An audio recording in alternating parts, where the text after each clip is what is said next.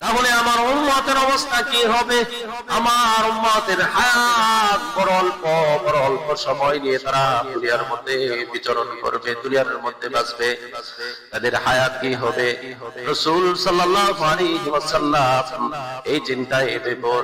এদিক দিয়ে আল্লাহ পাক রব্বুল আলামিন বলেন, ও পয়গম্বর, ও আমার প্রিয় হাবিব, আপনি চিন্তা করবেন না আপনার উম্মতের হায়াত বড় অল্প হবে, আপনার উম্মতের হায়াত অল্প দিন হবে, অল্প সময় তারা দুনিয়ার মধ্যে বাঁচবে।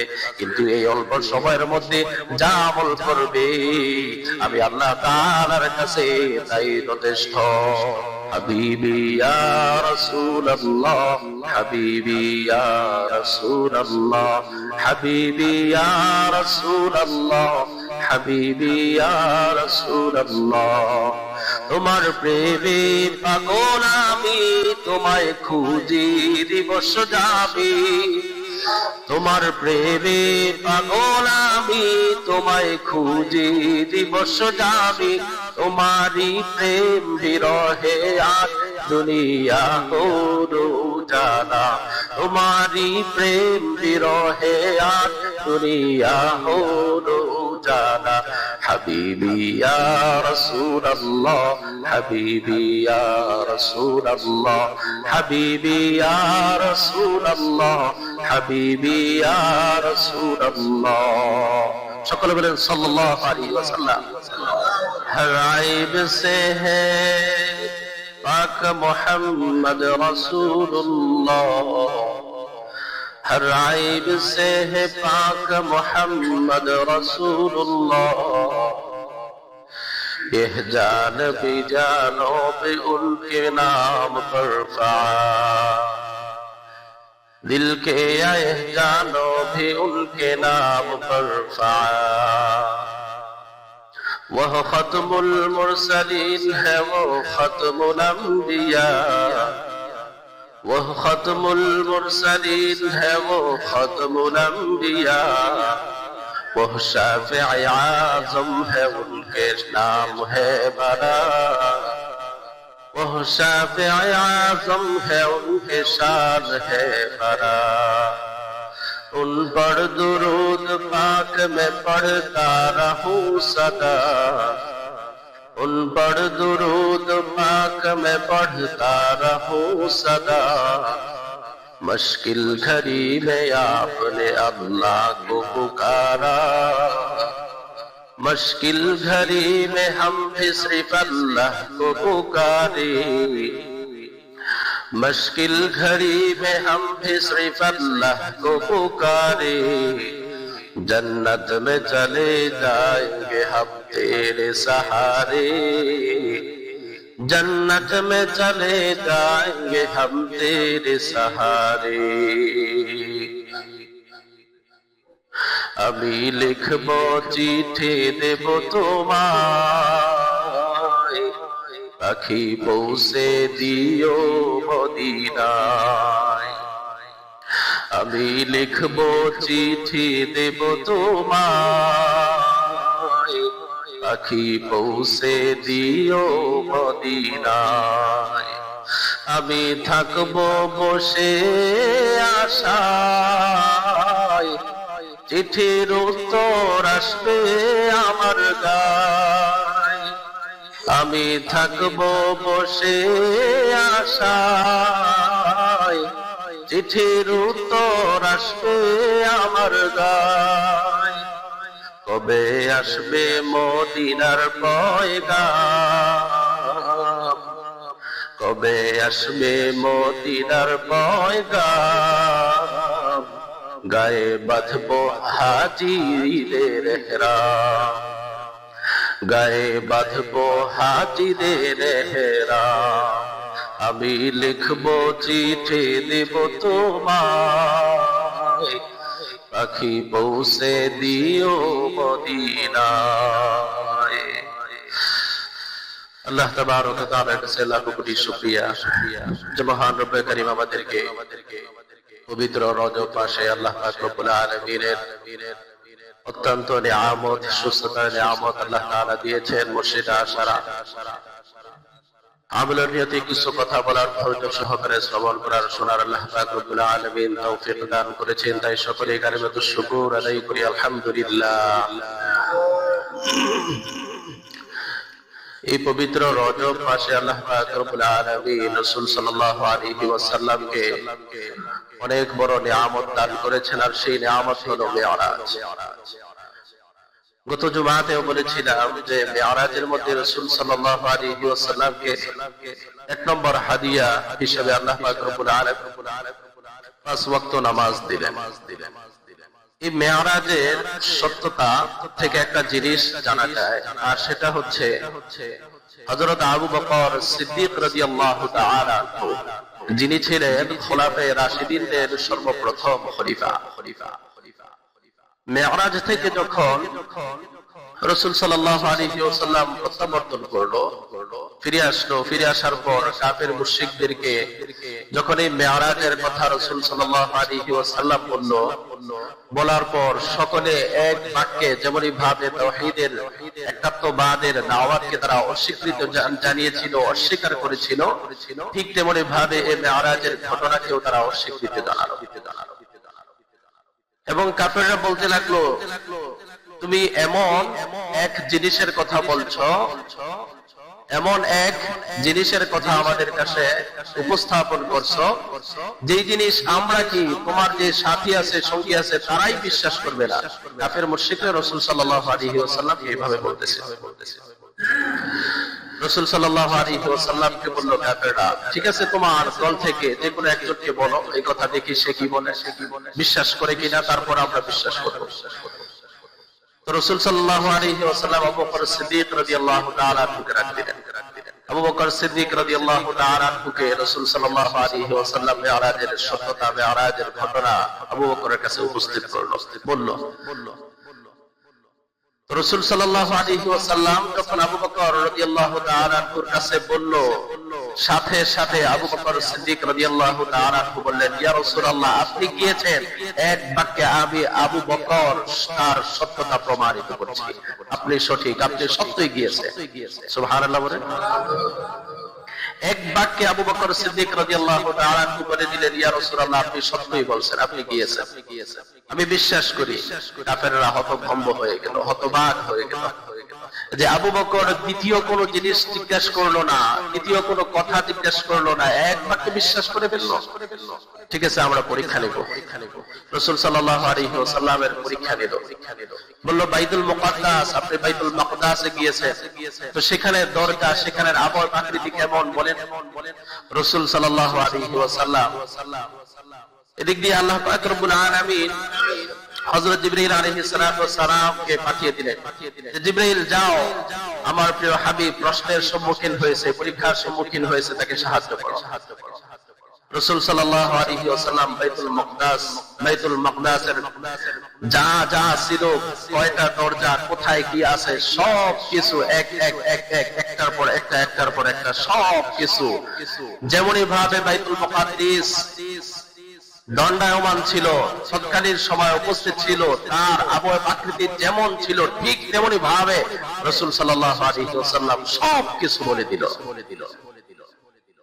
কাফেররা আরো বেশি আশ্চর্য হলো।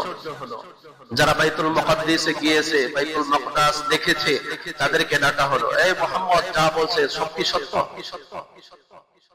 যারা দেখেছে তারা সকলে এক বাক্যে বলল, হ্যাঁ, মুহাম্মদ যা বলছে, যেমন আকৃতির কথা বলছে, সব সত্য। সুবহানাল্লাহ। জিবরাইল আলাইহিস সালাতু ওয়াস সালাম আয়েশা রাসূল সাল্লাল্লাহু আলাইহি ওয়াসাল্লামের কাছে এসে এভাবে ধরছে, হাতের মধ্যে সামনে উপস্থাপন করছে, দেখে সব তাদের কাছে বলে দিল। মেরাজের মধ্যে রাসূল সাল্লাল্লাহু আলাইহি ওয়াসাল্লামকে আল্লাহ পাক রব্বুল আলামিন আরো মূল্যবান অনেক জিনিস, অনেক তথ্য রাসূল সাল্লাল্লাহু আলাইহি ওয়াসাল্লামকে সচক্ষে দেখিয়েছিল। রাসূল সাল্লাল্লাহু আলাইহি ওয়াসাল্লাম বুরাকের উপর সওয়ার হয়ে যখন হযরত জিবরাইল আলাইহিস সালাতু ওয়াস সালামের সাথে ছুটলো, তো পথিমধ্যে সমস্ত আম্বিয়া আলাইহিস সালাতু ওয়াস সালামদের সাথে সাক্ষাৎ, সমস্ত ফেরেশতাদের সাথে সাক্ষাৎ, কুশল বিনিময় তাদের সাথে। পথিমধ্যে রাসূল সাল্লাল্লাহু আলাইহি ওয়াসাল্লামের সাথে সাক্ষাৎ হলো আজরাইল আলাইহিস সালাতু ওয়াস সালাম। আজরাইল আলাইহিস সালাতু ওয়াস সালামকে দেখে রাসূল সাল্লাল্লাহু আলাইহি ওয়াসাল্লাম একটু বিচলিত হয়ে পড়ল। কেমন কেমন যেন একটু ভয় ভয় রাসূল সাল্লাল্লাহু আলাইহি ওয়াসাল্লামের মধ্যে কাজ করতেছে। কারণ আজরাইল আলাইহিস সালাতু ওয়াস সালামের কাজ কি? জান কবজ করা। জান কবজ করা হচ্ছে আজরাইল আলাইহিস সালাতু ওয়াস সালামের দায়িত্ব। ওনার প্রতিনিধিত্বে আরো অন্য সমস্ত আরো অধিক পরিমাণে ফেরেশতারাও নিয়োজিত আছে। রাসূল সাল্লাল্লাহু আলাইহি ওয়াসাল্লাম হযরত আজরাইল আলাইহিস সালাতু ওয়াস সালামকে দেখে রাসূল সাল্লাল্লাহু আলাইহি ওয়াসাল্লাম ভয় পেয়ে গেলেন, বিচলিত হয়ে পড়লেন। রাসূল সাল্লাল্লাহু আলাইহি ওয়াসাল্লাম পরীক্ষণে যখন হযরত আজরাইল আলাইহিস সালাতু ওয়াস সালামের ব্যবহার এবং কথাবার্তা দেখলো, রাসূল সাল্লাল্লাহু আলাইহি ওয়াসাল্লামের ভয় কেটে গেল। রাসূল সাল্লাল্লাহু আলাইহি ওয়াসাল্লাম আজরাইল আলাইহিস সালাতু ওয়াস সালামকে জিজ্ঞেস করলেন, আজরাইল, আপনি এত বড় একজন ফেরেশতা, এত সম্মানের অধিকারী, শীর্ষ ফেরেশতাদের মধ্যে আপনি একজন, পৃথিবীর মধ্যে মানুষের কোনো অভাব নেই, মানুষের কোনো কমতি নেই, এত লক্ষ লক্ষ মানুষের মধ্যে আপনি মানুষের জান কিভাবে কবজ করেন? আপনি একজন মানুষ, আপনি একজন হয়ে পৃথিবীর মানুষের জান কিভাবে আপনি কবজ করতেছেন? রাসূল সাল্লাল্লাহু আলাইহি ওয়াসাল্লাম যখন আজরাইল আলাইহিস সালাতু ওয়াস সালামকে এই প্রশ্ন করলো, প্রশ্ন করার পর আজরাইল আলাইহিস সালাতু ওয়াস সালাম উত্তর দিতে লাগলো, ইয়া রাসূলুল্লাহ, ইয়া হাবিবাল্লাহ, পুরা পৃথিবীতে আমার কাছে একটা পাত্রের মতো, একটা পাত্রের মধ্যে আপনি কিছু পিঁপড়া ছেড়ে দিলেন, ওই পাত্রের মধ্যে যা পিঁপড়া আছে, যা কিছু আছে, তার মধ্যে থেকে আপনি যতগুলো ইচ্ছা মনে চাইবে আপনি তাদেরকে মারতে পারবেন, একসাথে মারতে পারবেন, কোনো সমস্যা হবে না। ঠিক তেমনি ভাবে পৃথিবীটা আমার কাছে আল্লাহ তাআলা একটা পাত্রের মতো রেখে দিয়েছেন, পাত্রের সাদৃশ্য। এই পাত্রের মধ্যে পৃথিবীর মধ্যে যা কিছু আছে, আমি যতগুলো ইচ্ছা, যতগুলো মানুষের মনে চাই, একসাথে আমি তাদের জান কবজ করে আনতে পারবো। আল্লাহ তাআলা আমাকে সেই সমর্থ, সেই শক্তি দিয়ে দিয়েছে। ইয়া রাসূলুল্লাহ, ইয়া হাবিবাল্লাহ, আমি সকলের জান কবজ করতে চাই না। আমার প্রতিনিধিত্ব, আমার কাছে কিছু ফেরেশতা আছে, নিয়োজিত আছে, আমি সকলের কাছে দেই না জান কবজ করার জন্য। ইয়া রাসূলুল্লাহ, ইয়া হাবিবাল্লাহ, শাজরাতুল ইয়াকিন নামক একটা গাছ আছে, যখন পৃথিবীর কোন মানুষের হায়াত শেষ হয়ে যায়, তখন ওই হায়াত শেষ হওয়ার সাথে সাথে তার রিজিকের দায়িত্বে যে ফেরেশতা আছে, ওই ফেরেশতাদেরকে আল্লাহ তাআলা আদেশ দিয়ে দেয় তার রিজিক তার কাছে পৌঁছে দেওয়ার জন্য। তার রিজিক তার কাছে পৌঁছানোর পর যখন তার হায়াত শেষ হয়ে যায়, শাজরাতুল ইয়াকিনের পাতাটা হলুদ বর্ণ আকৃতির হয়ে যায়। ইয়া রাসূলুল্লাহ, ইয়া হাবিবাল্লাহ, আমার কাছে একটা ফলক আছে, সেখানে তার নাম, ঠিকানা, কোথায় তার মৃত্যু হবে সব কিছু লেখা। ইয়া রাসূলুল্লাহ, ইয়া হাবিবাল্লাহ, যখন তার হায়াত শেষ হয়ে যায়, আমি আদেশ করি ফেরেশতাদেরকে, যাও তার জান কবজ করে নিয়ে আসো। তখন ওই ফেরেশতারা গিয়ে তার জান কবজ করে আমার কাছে নিয়ে আসে, আল্লাহ তাআলার আদেশে আমার কাছে নিয়ে আসে। ওই ব্যক্তির রিজিক যতটুকু প্রয়োজন ছিল সব কিছু তার কাছে পৌঁছে দেওয়া হয়।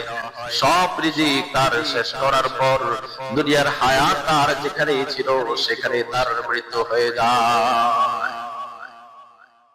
রাসূল সাল্লাল্লাহু আলাইহি ওয়াসাল্লাম বলল যে ঠিক আছে, বুঝতে পারলাম। রাসূল সাল্লাল্লাহু আলাইহি ওয়াসাল্লাম আরো ভয় আবার শুরু হয়ে গেল যে আমার যে উম্মত হবে, আমার উম্মতের অবস্থা তো এমন হবে যে তারা অধিক পরিমাণে গুনাহ করবে, অধিক পরিমাণে পাপের মধ্যে নিমজ্জিত থাকবে, অধিক পরিমাণে পাপিষ্ঠ হবে। তাদের জান কিভাবে জানি কবজ করা হয়, নেওয়া হয়। জিবরিল আলাইহিস সালাতু ওয়াস সালাম রাসূল সাল্লাল্লাহু আলাইহি ওয়াসাল্লামকে বলতে লাগলো, ইয়া রাসূলুল্লাহ, ইয়া হাবিবাল্লাহ, আপনি বিচলিত হয়েন না, আপনি চিন্তা করেন না, আপনার উম্মতের ব্যাপারে আল্লাহ তাআলা আমাকে আদেশ করে রেখেছে। আপনার উম্মতের ব্যাপারে আমাকে আল্লাহ তাআলা আদেশ করেছেন, আপনার উম্মতের মধ্যে যারা মুমিন হবে, যারা মুত্তাকি হবে, যারা পরহেজগার হবে, যাদের আমল নামা সুন্দর হবে, ইয়া রাসূলুল্লাহ, ইয়া হাবিবাল্লাহ, আমি তাদের জান এমন ভাবে কবজ করব, এমন ভাবে তার জান কবজ করব, একটা দুধের বাচ্চা যেমন ভাবে মার দুধ পান করতে করতে, দুধ পান করতে করতে তার কোলের মধ্যে সে ঘুমিয়ে যায়, কখন ঘুমাইছে, কখন কিভাবে ঘুমাইছে কেউ বলতে পারে না, মাও বলতে পারে না, বুঝতে পারে না। ঠিক তেমনি ভাবে আপনার উম্মতের মধ্যে যারা মুত্তাকি হবে, পরহেজগার হবে, আমি জিবরাইল আমার নিয়মিত ফেরেশতাদের মাধ্যমে তাদের জান এমন ভাবে কবজ করব, এমন ভাবে কবজ করব, তারা নিজেরাও বুঝতে পারবে না, তাদের আত্মীয় স্বজন, তাদের নিকটস্থ কেউ কোনো মানুষ বুঝতে পারবে না তাদের জান কিভাবে শেষ হয়ে গেছে, তাদের হায়াত শেষ হয়ে গেছে। জোরে বলেন না সুবহানাল্লাহ। রাসূল সাল্লাল্লাহু আলাইহি ওয়াসাল্লামকে জিবরিল আলাইহিস সালাতু ওয়াস সালাম বলতেছেন, আপনার উম্মতের মধ্যে যাদের নেককার, যারা নেককার হবে, ভালো আমল থাকবে, মতকার হবে না, তাদের জান এমন ভাবে কবজ করব তারা বুঝতেও পারবে না তাদের মৃত্যু কখন হয়েছে।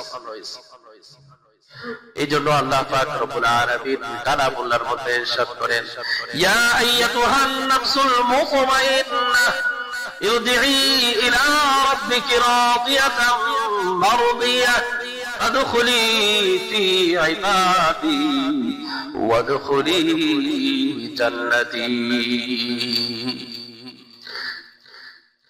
রাসূল সাল্লাল্লাহু আলাইহি ওয়াসাল্লাম জিবরাইল আলাইহিস সালাতু ওয়াস সালামের এই কথা শোনার পর রাসূল সাল্লাল্লাহু আলাইহি ওয়াসাল্লাম কিছুটা শান্ত হলো। জিবরাইল আলাইহিস সালাতু ওয়াস সালাম রাসূল সাল্লাল্লাহু আলাইহি ওয়াসাল্লামকে মৃত্যু যে কত কঠিন, মৃত্যুর সময়টা যে কত ভয়ানক হয় এটা বোঝানোর জন্য রাসূল সাল্লাল্লাহু আলাইহি ওয়াসাল্লামকে হযরত ইদ্রিস আলাইহিস সালাতু ওয়াস সালামের কথা বললেন যে, ইয়া রাসূলুল্লাহ, ইয়া হাবিবাল্লাহ, ইদ্রিস আলাইহিস সালাতু ওয়াস সালাম আল্লাহ তাআলার কাছে আরজি পেশ করলো, আল্লাহ তাআলার কাছে চাইলো ইচ্ছা যে মৃত্যুর স্বাদ অনুভব করা মৃত্যুর আগে, মৃত্যুর আগে মৃত্যুর সময়টা কেমন হয়, মৃত্যুর সময়টা কতটুকু ভয়ানক হয়, সেই জিনিসটা বোঝার জন্য ইদ্রিস আলাইহিস সালাতু ওয়াস সালাম আল্লাহ তাআলার এক পয়গম্বর আল্লাহ তাআলার কাছে আরজি পেশ করলো। আল্লাহ তাআলা বলল, ঠিক আছে, আপনার আরজি গ্রহণ করা হলো। ইদ্রিস আলাইহিস সালাতু ওয়াস সালামকে আল্লাহ তাআলা মৃত্যুর স্বাদ বোঝানোর জন্য আজরাইল আলাইহিস সালাতু ওয়াস সালামের মাধ্যমে ইদ্রিস আলাইহিস সালাতু ওয়াস সালামের জান কবজ করা হলো। জান কবজ করার পর ইদ্রিস আলাইহিস সালাতু ওয়াস সালামকে আবার যখন রূহ ফিরিয়ে দেওয়া হলো, তখন ইদ্রিস আলাইহিস সালাতু ওয়াস সালামকে জিজ্ঞাসা করলো, হে আল্লাহর পয়গম্বর, আপনি যে মৃত্যু বরণ করলেন, আপনার যে রূহ বের করা হলো, এখন আপনি বলেন তো মৃত্যুর স্বাদ কেমন, আপনার কাছে কেমন লাগছে, বলেন তো। হযরত ইদ্রিস আলাইহিস সালাতু ওয়াস সালাম বলতে লাগলেন, পৃথিবীর মধ্যে এত ভয়ানক, এত ভয়ানক, এত ভয়ানক জিনিস আর দ্বিতীয়টা হতে পারে না। হযরত আজরাইল আলাইহিস সালাতু ওয়াস সালাম হযরত ইদ্রিস আলাইহিস সালাতু ওয়াস সালামকে বলতে লাগলেন, ও আল্লাহর পয়গম্বর ইদ্রিস আলাইহিস সালাতু ওয়াস সালাম, যদি আপনি আপনার এতটুকু জিনিস, যদি আপনি এতটুকু অনুভব করেন, উপলব্ধি করেন, এতটুকু ভয় মনে করেন, পৃথিবীর মধ্যে আমি যাদের জান কবজ করেছি, পৃথিবীর মধ্যে সবচেয়ে সহজ জান, সহজ ভাবে আপনার জানকে আমি আজরাইল কবজ করেছি। সবচেয়ে সহজ ভাবে আপনার জান কবজ করা হয়েছে। যতটুকু সহজ ভাবে আপনার জান কবজ করা হয়েছে, পৃথিবীর মধ্যে আর কারো জান, কারো রূহ এত সহজ ভাবে বের করা হয়েছে।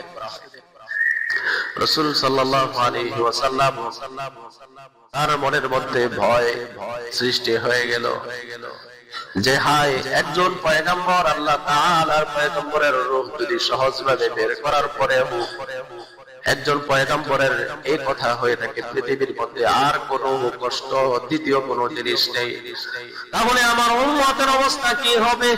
আমার উম্মতের হায়াত বড় অল্প সময় নিয়ে তারা দুনিয়ার মধ্যে বিচরণ করবে, দুনিয়ার মধ্যে বাঁচবে, তাদের হায়াত কি হবে? রাসূল সাল্লাল্লাহু আলাইহি ওয়াসাল্লাম এই চিন্তায় বিভোর।